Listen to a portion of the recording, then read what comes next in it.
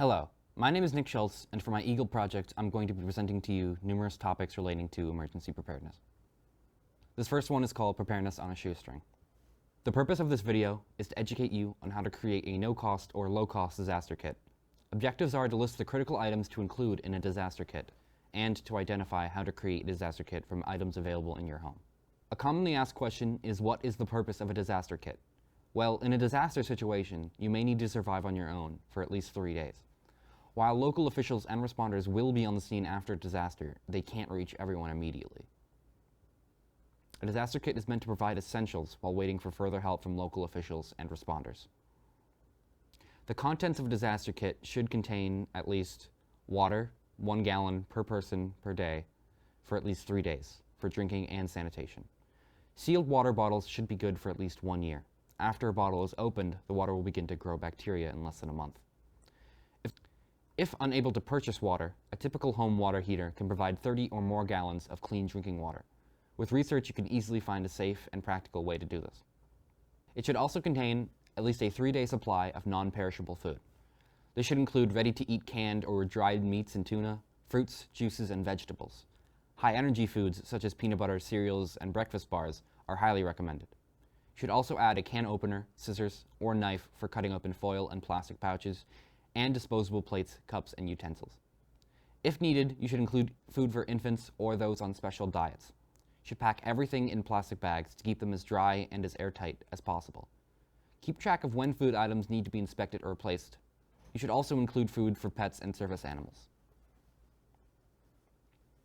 One of the most important things you can include is first aid supplies.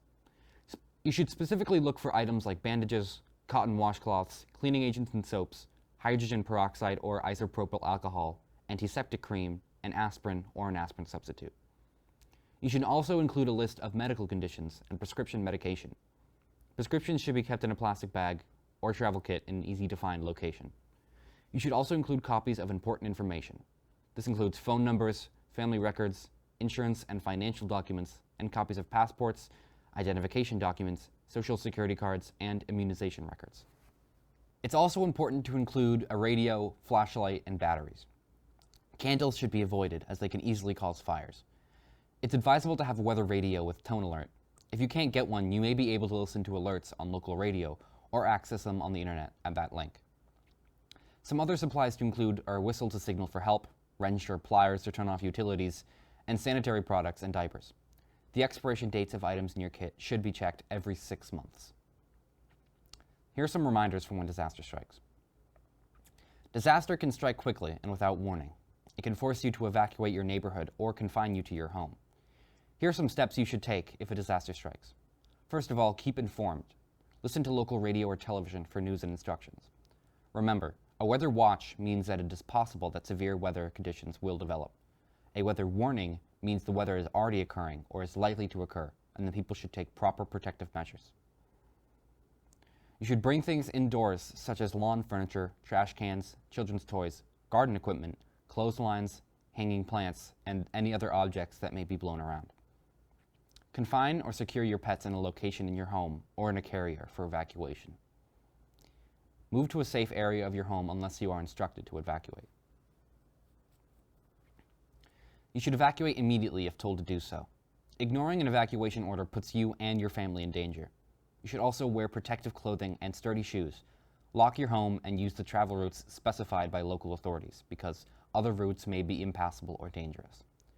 If you have only moments before leaving, grab the following items and go: prescription medications and other essentials, driver's license, personal identification, insurance information, and other critical documents, and of course your disaster kit. Also remember to notify your family contact. Relatives and friends will be concerned about your safety, and letting someone know your travel plans will help relieve the fear and anxiety of those who care. When it's safe, you should assess the damage. Check for injuries. Determine if anyone is injured. If so, call for help and provide simple first aid measures. Wear protective clothes and sturdy shoes. Disaster areas and debris may contain many hazards. The most common injury following a disaster is cuts on your feet. Help your neighbors who may require assistance in an emergency situation, like infants, elderly people, and people with disabilities, and the people who care for them. It's also extremely important to look for hazards, like gas. If you smell gas or suspect a leak, open a window and get everyone outside quickly. Turn off the gas at the outside main valve. As for the electrical system, if you see sparks or broken or frayed wires, or if you smell burning insulation, you should turn off the electricity at the main fuse box or circuit breaker. Getting damaged utilities turned off will prevent further injury or damage. Stay away from downed power lines. If the water pipes are broken, turn the water off at the main valve. For all utilities, gas, electric, and water, find out where shut-off valves and switches are before a disaster strikes. Another potential hazard is structural problems. Watch for objects that could fall. Evacuate structures that are not stable. And spills. Stay away from areas that contain spilled chemicals or other hazardous materials.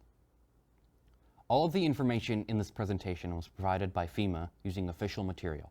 The contents of this presentation and more information can be found at www.fema.gov. My name is Nick Schultz, and thank you for watching.